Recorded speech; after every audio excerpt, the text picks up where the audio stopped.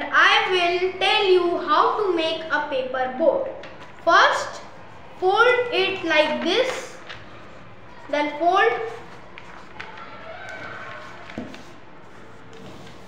take paper, then fold half of the triangle shape,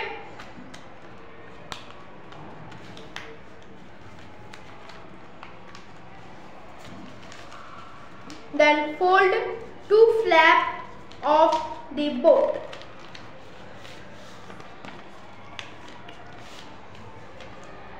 Then open it and fold like this.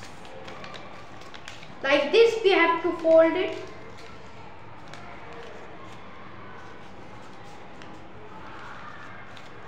Then fold half of the triangle again. Then back side triangle also we have fold.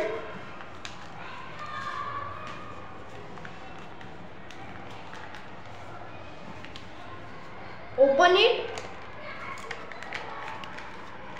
and like this we have to open it, and this is make a paper boat. Thank you.